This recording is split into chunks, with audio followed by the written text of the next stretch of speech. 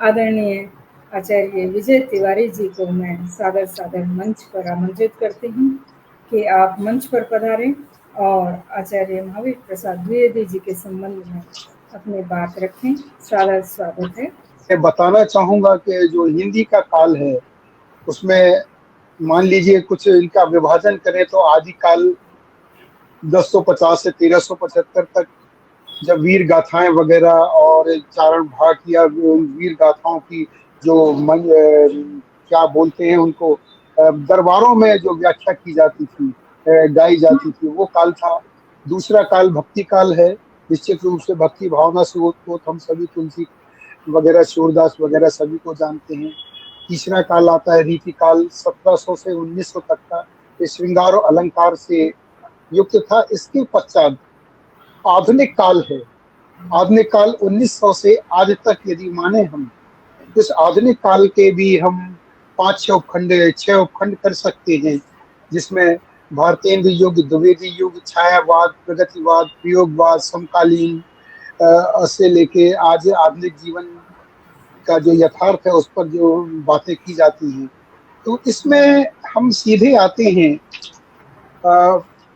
भारतेंद्र युग के बाद महावीर प्रसाद द्विवेदी युग की बात करते हैं। उनका जो जो जो योगदान था, अतुलनीय योगदान था, और इस योगदान इतना अतुलनीय, इतना महत्वपूर्ण, इतना विशाल, इतना व्यापक योगदान था कि हम उनके युग को ही, उनके समय को, जीवन काल के युग में जो क्रिएशन कर रहे थे उसको एक संपूर्ण 1900 से 1920 तक के युग को हम महावीर प्रसाद द्विवेदी युग कहते हैं।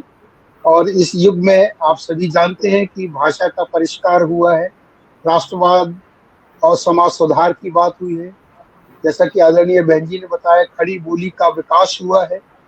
और इस युग के और राष्ट्र इस युग की बात करें हम तो मैथिली शरण गुप्त, जैसा कि खुद ही वो उनकी कविताओं को प्रारंभिक रूप में सुधारा करते थे, अयोध्या सिंह उपाध्याय, हरिऔध आदि इसी युग में हुए हैं। तो ये जो युग था बड़ा ऐसा, इसको मानना चाहिए कि हिंदी के लिए एक वरदान था। इस युग में जो नींव डाली गई, उसके बाद ही आप देखेंगे कि छायावाद आता है, जहां पर प्रकृति, अनुभूति, कोमल भावनाएं की बात आती है। प्रगतिवाद आता है, जहां पर समाजवादी विचारधारा, शोषण के विरुद्ध स्वर, किसान व मजदूर के जीवन की बातें होती हैं। फिर प्रयोगवाद 1943 के बाद आता है, इसमें नवीन शिल्प और भाषा का प्रयोग या व्यक्तिवाद की बात करें हम। इसमें अज्ञेय, धर्मवीर भारती वगैरह भी इन्होंने अपना योगदान दिया। इसके बाद नई कविता, नई कहानी या समकालीन साहित्य का समय आता है, जो 1950 से आज तक। इस युग में, इस युग के हम सभी गवाह हैं। इस युग में हमने सभी देखा है कि क्या हो रहा है, और साहित्य को कितनी बहुआयामी दिशाएं दी गई हैं, बहुआयामी सृजन हो रहा है, और निश्चित रूप से हिंदी को नए आयाम प्राप्त हुए हैं। तो लेकिन जब हम पीछे मुड़ के देखते हैं, महावीर प्रसाद द्विवेदी की तरफ देखते हैं कि जो हिंदी का जो स्वरूप जब परिवर्तन हो रहा था, परिवर्तित हो रहा था, हिंदी का विकास हो रहा था, तो ये जो नींव के पत्थर रहते हैं वो दिखाई कम देते हैं। लेकिन हम सभी जानते हैं कि यदि नींव नहीं होगी तो मकान खोखला होता है।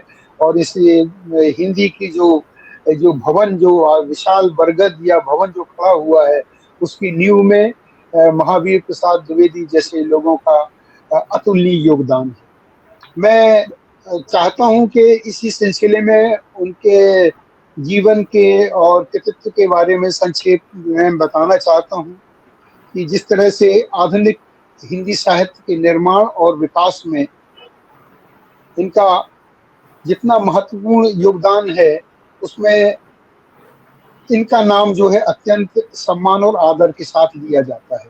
हिंदी गद्य को परिष्कृत, व्यवस्थित और समाज उपयोगी बनाने में इनका योगदान ऐतिहासिक है। ये केवल साहित्यकार ही नहीं बल्कि युग निर्माता, भाषा संशोधक, संपादक, आलोचक, चिंतक और समाज सुधारक भी थे।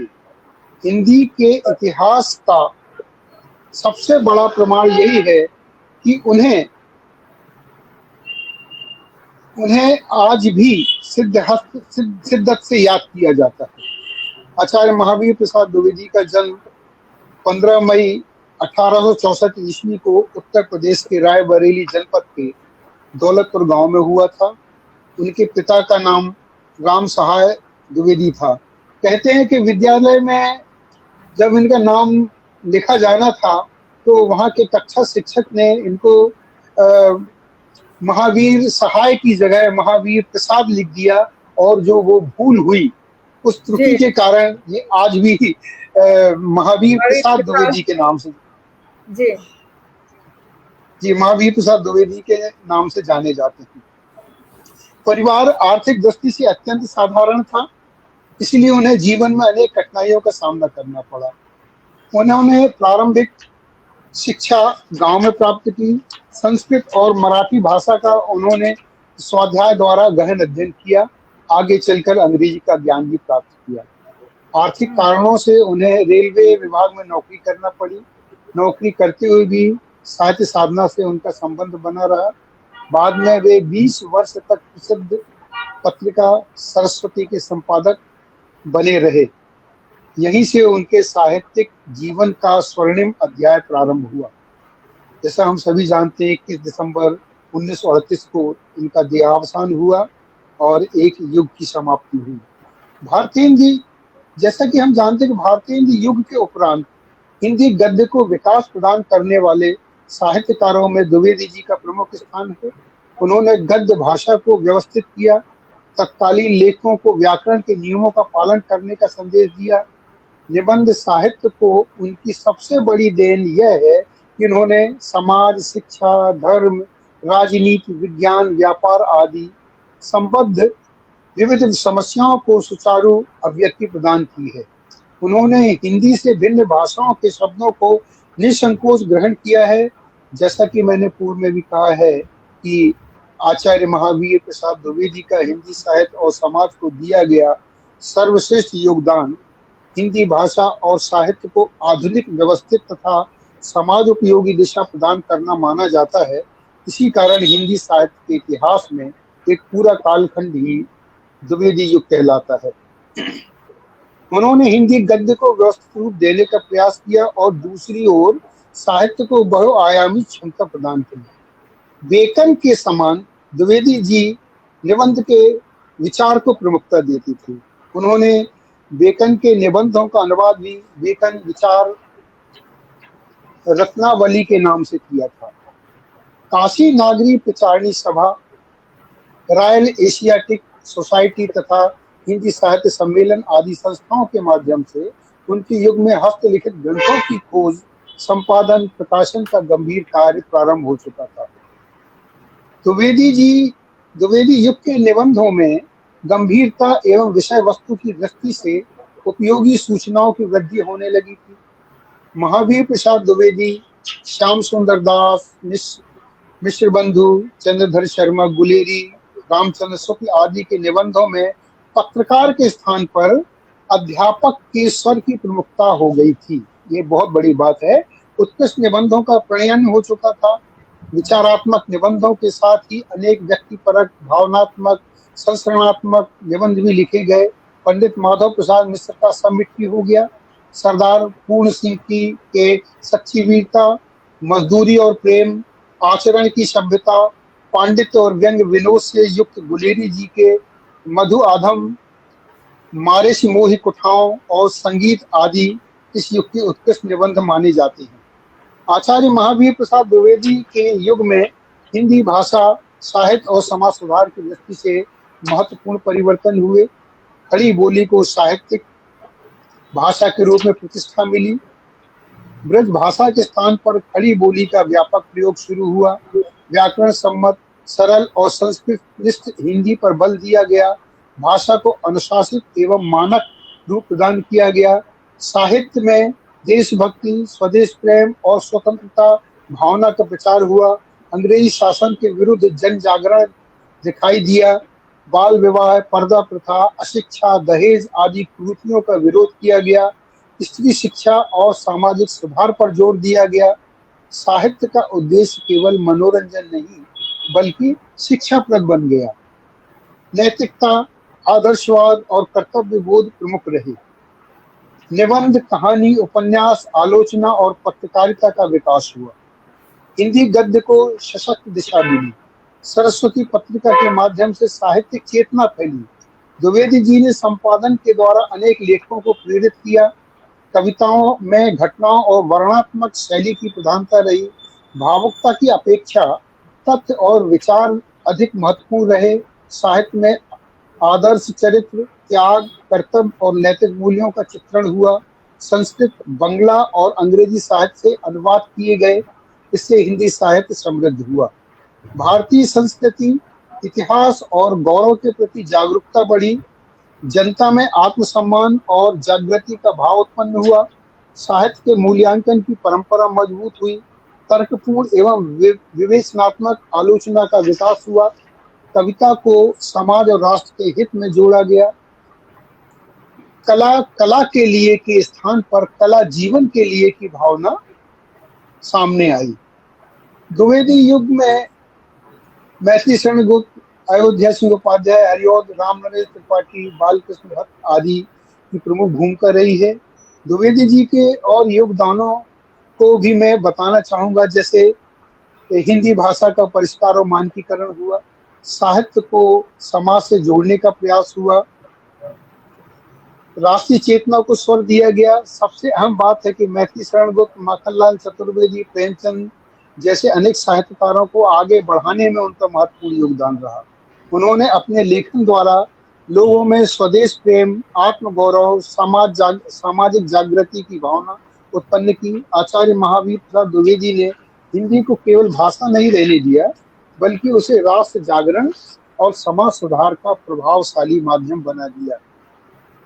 अब मैं कुछ उनकी कृतियों की बात करना चाहता हूँ कि कृतियों की संख्या विभिन्न स्रोतों से में अलग अलग बताई गई है, क्योंकि अनेक रचनाएं पत्र पत्रिकाओं में प्रकाशित हुई थी।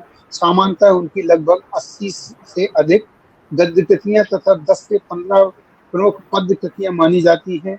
मैं कृतियों के नामों का उल्लेख न करते हुए उन्होंने जिन विषयों पर विशेष कलम चलाई है वह बताना चाहता हूँ। महावीर प्रसाद द्विवेदी जी ने भाषा, साहित्य और आलोचना संबंधी कृतियों संबंधी विषयों पर भी कृतियां रची हैं।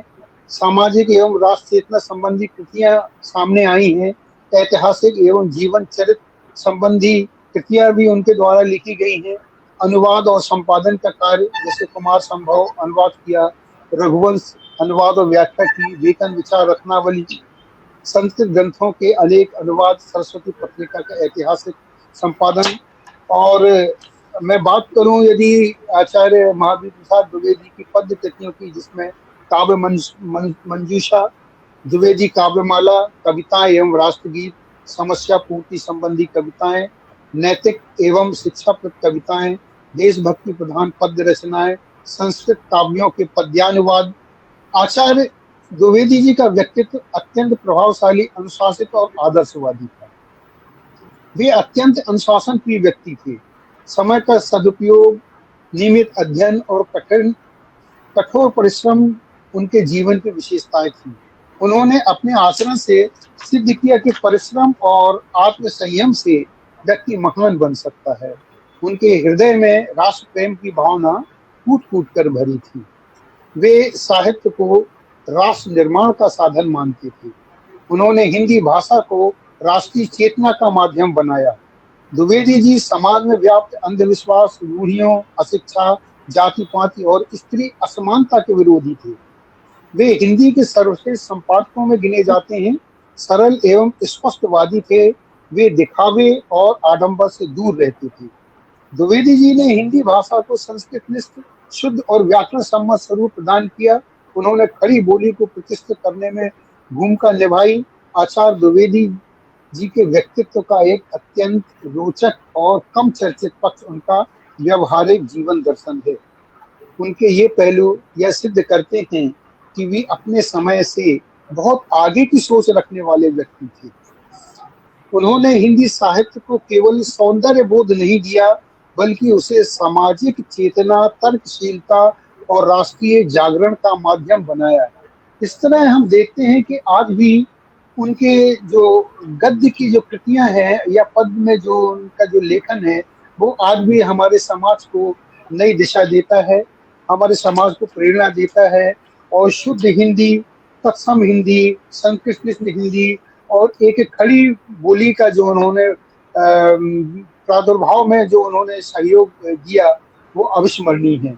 इस तरह से महावीर प्रसाद द्विवेदी हमारे हिंदी साहित्य के लिए एक अप्रतिम और एक ऐसे महत्वपूर्ण व्यक्तित्व के रूप में उभर कर आए, जो सदियों सदियों तक जनजीवन में व्याप्त रहेंगे। लोग हमेशा उन्हें याद करते रहेंगे। उनके लिए बात करना, उनके विषय में बताना, वो सूर्य को दीपक दिखाने जैसी बात है। और उनके लिए एक एपिसोड ये कम रहता है, बहुत सारी बातें की जाती हैं। बस मैं अपने उनको सत सत नमन करते हुए अपनी वाणी को विराम देना चाहता हूँ। जय हिंदी, जय भारत, वंदे मातरम। नमस्कार। नमस्कार सर, बहुत सुंदर और सार्थक और सारगर्भित आपका वक्तव्य रहा। आचार्य महावीर प्रसाद द्विवेदी जी के बारे में भी, और आपने हिंदी साहित्य का जो क्रमिक विकास हुआ है, तो आदिकाल से लेकर रीतिकाल और भक्ति काल, सबका आपने जो संक्षेप में वर्णन किया, उससे भी हमें बहुत ही महत्वपूर्ण जानकारी प्राप्त हुई। बहुत बहुत आपका आभार व्यक्त करती हूँ कि आपने आभार। बहुत पूरी बहुत तरीके से जो है विषय के साथ अपनी बात प्रस्तुत की। अपने विजय तिवारी जी ने तो पूरा प्रारंभ से लेकर के हिंदी साहित्य का हमारा जो इतिहास है, उसके बारे में प्रारंभ से लेकर यहाँ तक जो हुआ है विकास, उसके बारे में बहुत ही सार्थक और सागर्भित बातें हमें बताई। और बहुत मैं कहूँगी कि ज्ञानार्जन हुआ।